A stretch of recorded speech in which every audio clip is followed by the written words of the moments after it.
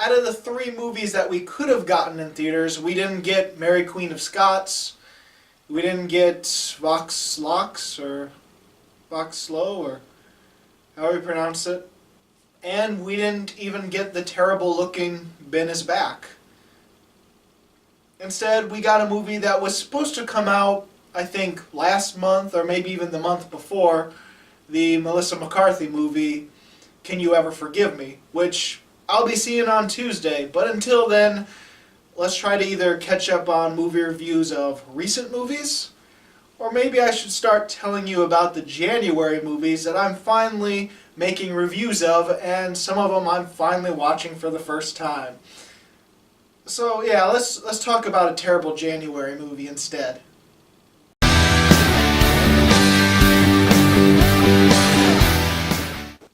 Stratton is a wannabe James Bond film.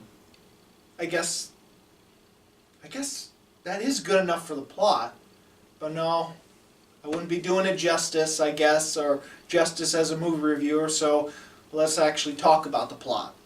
Well, Stratton is our main character. He is played by Dominic Cooper, and he's a agent of the British Special Boat Service.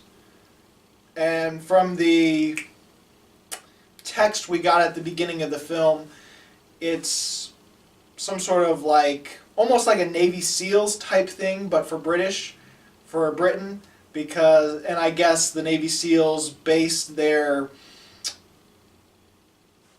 training and their discipline from the British Boat Service, British Special Boat Service. That's going to be hard to, I'm not going to even say that anymore.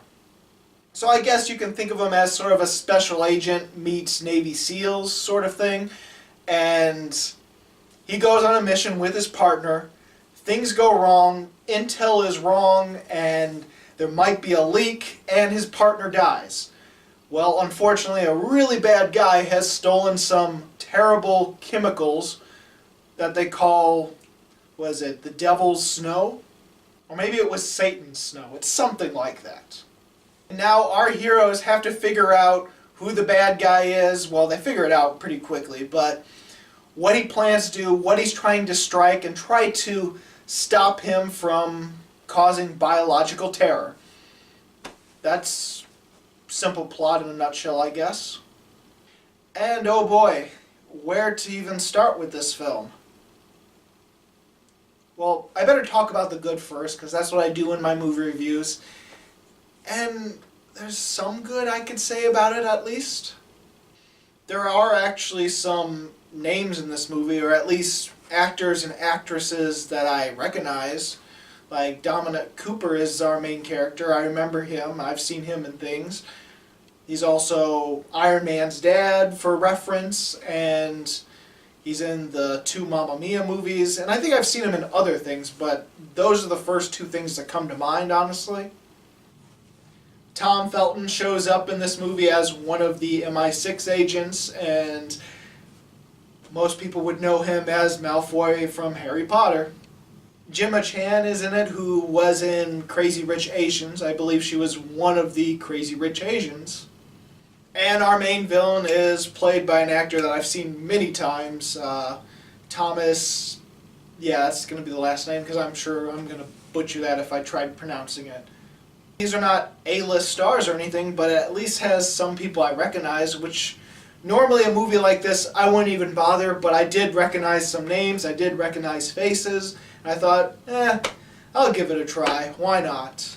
There's a lot of acting in this movie that is sort of phoning it in and isn't particularly that good, but there is one actor that I did like, and that is our main villain. That is Thomas, who is our main villain, like I said in the movie, and he plays a good villain. To be honest, it is easily the best thing about the movie. The villain is sinister, he's smart, he's methodical, and the actor playing him can play a good villain and has played many good character pieces, so I do like that about the movie. The action is nothing to write home about, The first couple action sequences are pretty bad, but as the movie goes along, the action set pieces get a little bit better and get a little bit better choreographed. And so by the time the last action sequence is in the movie, it is entertaining enough, but entertaining in the way where you can put it on the TV and be doing something else and then briefly look and like, oh, that part of the action's good. Oh, that's interesting. The third act of the movie is the best part of the movie. Unfortunately, it takes a long time to get to that third act, and it's a boring slog to get to it. That's pretty much all the good I have about this movie. Overall, this is a very generic, very bland, and very flat James Bond-esque movie. And it's just, there's almost all the direction in this movie is just so flat, so impersonal, so it's generic and cliched at the same time. And so it's just this boring looking movie, and this, I felt nothing as I was watching the film. And you could say, well, it's just an action movie, what do you expect? Well, there's action movies that have had good stories, and there has been action movies that, even though they don't have good stories, can have amazing action, just breathtaking action. This is nowhere near any of that kind of level. I'm wondering if it even made it to theaters. It probably had a limited release date in January, or maybe it was the DVD premiere. I'm not sure, because it feels like a straight-to-DVD movie, but a little bit above it to the point where it's not absolute trash. It's just bland. Gemma Chan's performance in particular was really bad and very robotic, and it wasn't until the end of the movie that she felt like she was actually showing some emotion, but by that point I just didn't care about her character or her performance. And she's sort of like, she's not one of the people on the mission, she is one of the people like observing it from a computer. She's sort of like support, but then she does get kidnapped and gets put in some of the action in the third act, and that's the moment where she actually sort of had some performance. I guess she was in the thick of some of the action in the middle as well, but for most of the time she's just sort of support and just this robotic character.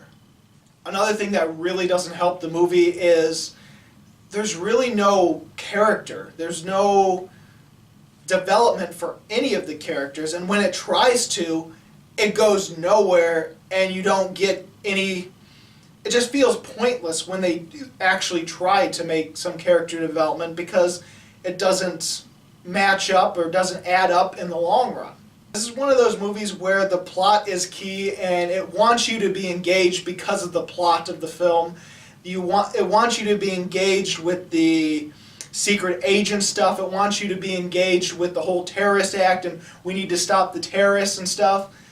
But the movie goes about it in such a bland and generic, emotionless way that there's almost no suspense, there's no real action, there's no real stakes, because it's just so flat throughout the movie.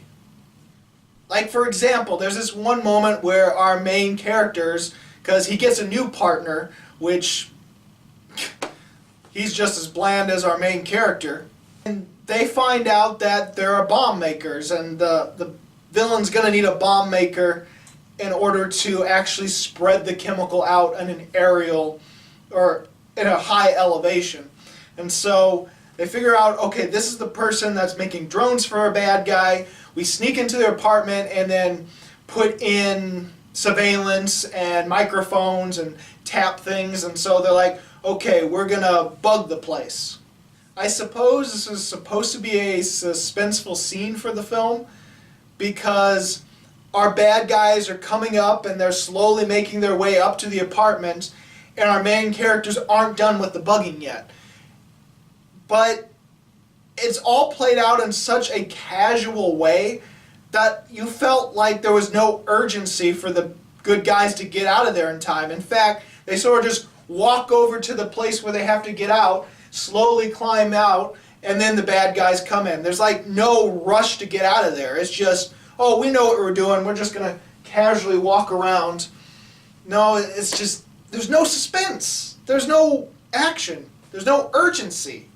And when there is a frantic action shootout, it's chopped and edited in a way where it's chaotic and you can't really tell what's going on sometimes. In fact, I feel the choppy editing during the first car chase in this movie was done so because the cars were going so damn slow. And I will say, though, that there are moments in the movie where I did blatantly laugh out loud because I did find him hilariously bad, but there's probably only about 2 or 3 moments in the entire film where I did that. In the end, Stratton is not a movie worth watching, in my opinion. I guess some people, if they have no standards for action, could find it entertaining maybe. Or if you don't see a lot of action films like some of the great ones out there, and you're just used to really crappy looking ones or really just mindless action, maybe you'll enjoy it. I don't know, but honestly I think most people will find this boring and dull as hell. Now, because the score I ultimately am giving Stratton is enough to boost it up and round it up to a half a star, well, that means Stratton's actually going to get 1.5 stars from me. It's actually something like 1.28 if you really want to know the actual technical score I'm giving it, but 1.28 is enough to boost it up and round it up to 1.5. Honestly, it probably will get lower if I see this again in preparation for a longer review. But for now, Stratton is 1.5. It's boring. So, have you even heard about Stratton? Have you seen the movie? What'd you think about it? Go ahead and comment below. And if you like this video and you want to see more, please subscribe and check out my movie reviews or countdowns of this year, of previous years, of whatever. And as always, this is Bruce Gifford, and this was Just My Opinion.